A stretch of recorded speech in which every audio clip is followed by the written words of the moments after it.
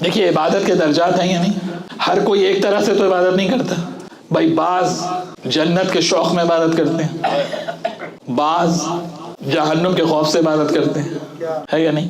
بعض نعمتوں کے حصول کے لیے عبادت کرتے ہیں، بعض زندگی کو بہتر بنانے کے لیے عبادت کرتے ہیں، بعض گناہوں کے ڈر سے عبادت کرتے ہیں، بعض گناہوں کے استغفار کے لیے عبادت کرتے ہیں. لیکن ایک عبادت وہ ہے جو خالصتاً عبادت ہے کہ جب انسان اٹھے اور چاہے کہ اپنے رب کو یاد کروں، جس میں کوئی دوسری منفعت شامل نہ ہو، جس میں کوئی دوسرا فائدہ شامل نہ ہو.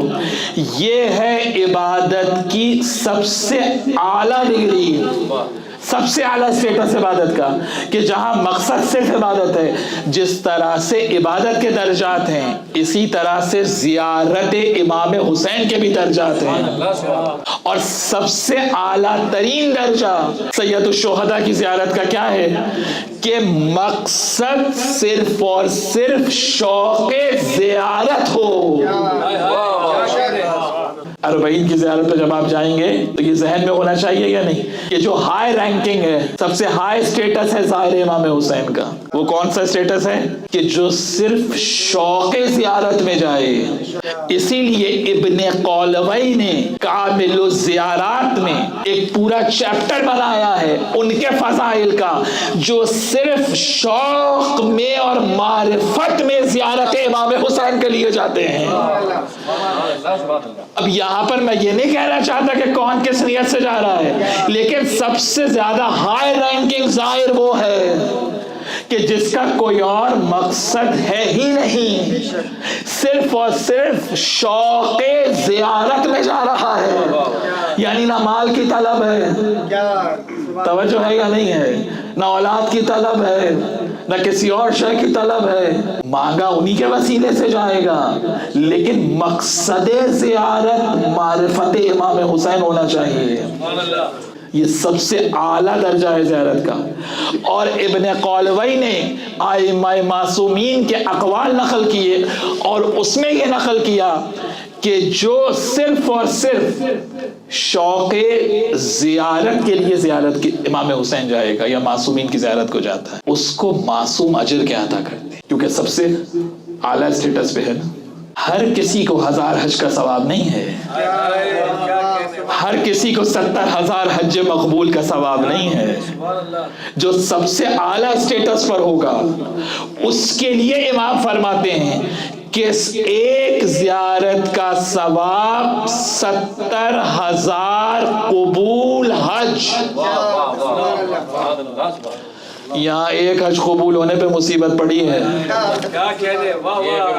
اور امام کہہ رہے ہیں 70,000 قبول حج، مقبول حج. اور حج کو بھی چھوٹی عبادت نہ سمجھیے گا. پیغمبر اکرم کی خدمت میں شخص آیا اور اس نے کہا کہ میں استطاعت رکھتا تھا، میرے پاس دولت تھی، مگر پھر بھی میں حج پہ نہیں گیا. تو امام ارشاد فرماتے ہیں کہ اگر تم سونے کا پہاڑ بھی انفاق کر دو تو اس حج کا کمپنسیشن نہیں ہو سکتا. اتنی بڑی عبادت ہے حج. اور امام یہ فرما رہے ہیں کہ جو شوق زیارت میں زیارت امام حسین کو جاتا ہے، اللہ 70,000 مقبول حج کا ثواب، توجہ ہے یا نہیں، اس کے نامہ اعمال میں لکھتا ہے.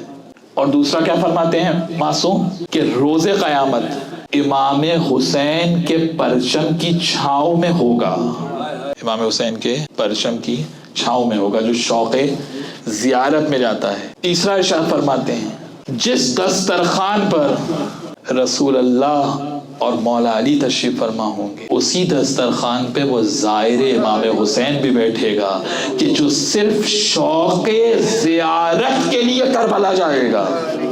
توجہ ہے یا نہیں، شوق زیارت کے لیے. اور اس کے بعد امام نے فرمایا کہ اس کے جتنے پچھلے گناہ ہیں، جتنے اگلے گناہ، صغیرہ ہوں کبیرہ ہوں، سب اللہ بخش دے گا اگر ایک زیارت امام حسین ایسی کر لی کہ سوائے زیارت کے کوئی اور مقصد ذہن میں.